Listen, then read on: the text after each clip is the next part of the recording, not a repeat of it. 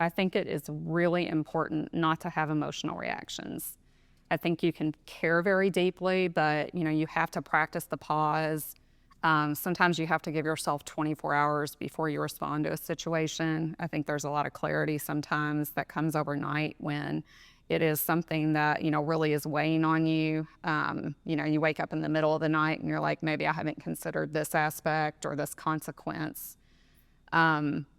Really, I think too, you're the captain of the ship, you're in charge, and everyone is looking at you to reassure them in those tough moments that everything's going to be okay, and then also celebrate the successes. I'm Todd Faulkner, and you just heard from this week's guest, Ashley Johnson. She's the newly appointed president and CEO of Paducah Bank. Her appointment's a milestone as she becomes the first woman to lead Paducah Bank in its 78-year history. She explains why most people in banking are accidental bankers, what practice the pause means as part of her leadership style, and how her family inspires her. Here's my conversation. Ashley Johnson, welcome to Leadership Magnified. Happy to be here. Thanks, Todd.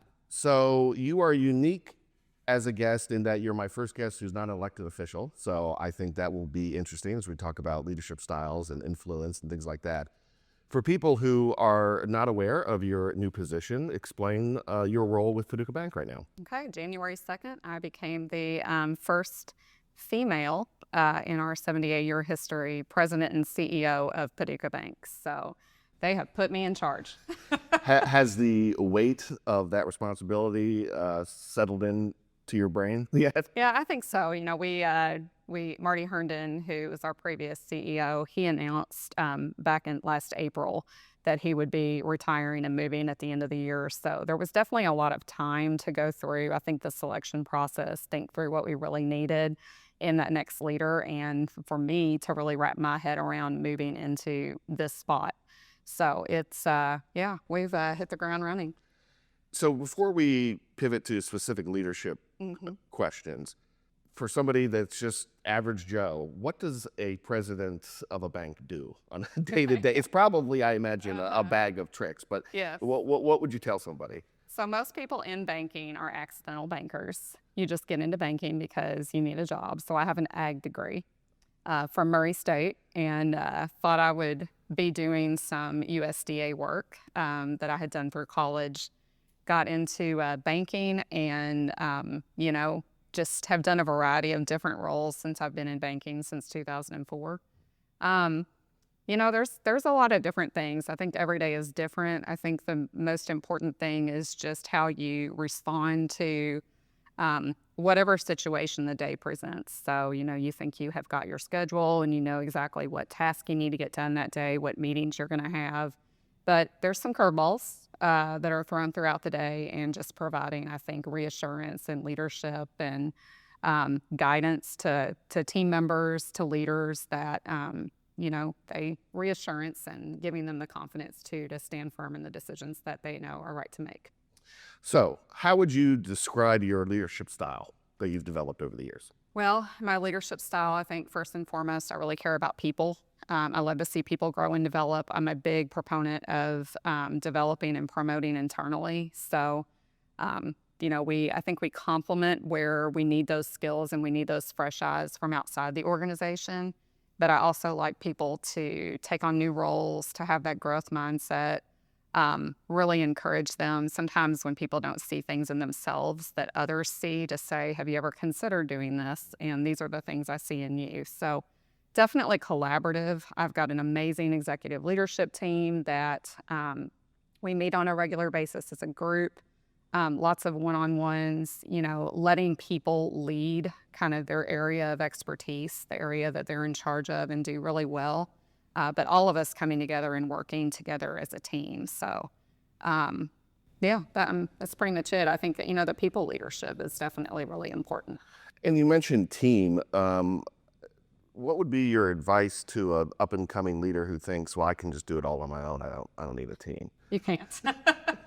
You can't. It's. I think the beauty of kind of having psychological safety among a team is that everyone can share different opinions, and we challenge each other to bring our own perspectives. So you can speak up without saying, this is what I'm thinking, and there's probably an aspect that I'm not seeing, and I am open to changing my mind.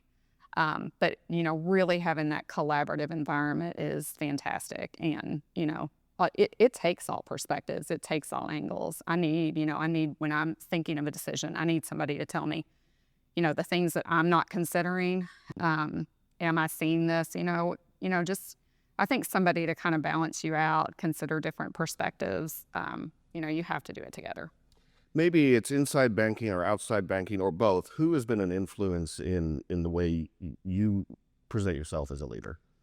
Gosh, I think the biggest influence has probably been my parents early on. So, both my parents are Vietnam veterans. My mom has always been really a strong female leader. She retired from management at UPS up in Louisville.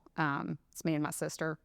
And so kind of a household of women my dad put up with, but, always really just being in an environment where everyone was encouraged to share their opinion, have a voice, speak up.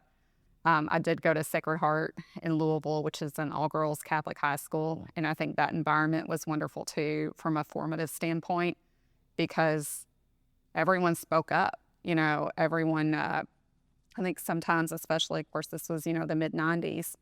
I think females. I've seen that. I think with my daughter too, you have to be encouraged to find your voice and share your opinions. So I was always in that environment, and I've never had a problem sharing my thoughts or opinions. What's name a behavior or trait that you think derails some leaders? Oh gosh, I think not being centered. I think it is really important not to have emotional reactions. I think you can care very deeply, but you have to practice the pause. Sometimes you have to give yourself 24 hours before you respond to a situation. I think there's a lot of clarity sometimes that comes overnight when it is something that, really is weighing on you. You wake up in the middle of the night and you're like, maybe I haven't considered this aspect or this consequence. Really, I think too, you're the captain of the ship, you're in charge, and everyone is looking at you to reassure them in those tough moments that everything is going to be okay, and then also celebrate the successes. So I think, managing your emotions. Practice the pause. I like that. I'm going to use that. I think that's what I've done over my career without putting language on it. I always just take a breath before I make a decision or say something out loud. What are you doing to ensure your continued development of a leader? As you said, you're captain of the ship, you're top of the game, but how do you continue to learn and be abreast of new issues and new leadership styles? A very cool thing that I'm doing this year is I'm working with an executive coach. And that's the first time that I had done that. So several of my former leaders actually recommended that and said that was something that they wished they had done early on. And then our board of directors actually recommended that as well for me. So I think having someone that can help you and kind of coordinate that 360 feedback. I'm very, very fortunate because my daughter plays on the University of Nebraska basketball team, and one of the parents of another player, so she worked for the Cleveland Fed, and we were having dinner at, one of these tournaments, and she said, this was before I got into the CEO role, but she was just talking about this executive coach that they had worked with that she loved. And her name is Anna. She's out of Oregon. And I connected with her, and it's been wonderful. Just the feedback, somebody that completely has an objective opinion to run ideas by and give you the feedback and kind of challenge you and help you grow as a leader. That's great. Here's one. Can you explain how ever-changing technology is affecting the way you lead, affecting the practice of Paducah Bank, things like that? Yeah, I love AI. I'm a huge fan of AI. I love technology, love ChatGPT, Copilot, just always trying to learn those things. I think from a leadership perspective, you've got to understand the data governance of it. And if you are training a model that you're controlling the information that's going into that learning model. So there's so many ways that we can use it, and we started using it at the bank, but we haven't rolled it out completely because there's a pilot group with the AI tool that we're actually working with to build, everything from, I think, like a human resources agent that you can feed your policies into. So employees, if they have a question around, when do I get my 401k match? Or, how many days can I take off this year? Things like that are just general routine questions. We've found that that's kind of an early entry into AI. There's also so many tools that we use that have an AI component with them that have for a long time, just around, fraud detection and kind of trying to find anything that might be outside of an ordinary pattern for a customer that might ask us to look at, and kind of bring that human element where the human review in has been a big help as well with catching fraud. Okay. One more leadership related question, then we'll end some fun questions, and then we'll be done. So this one, it doesn't have to be one person, but who inspires you? I would say my kids. I think I've got these three amazing, two 24-year-old boys, got a 19-year-old daughter. My daughter, she plays Division I basketball at University of Nebraska, and just her discipline.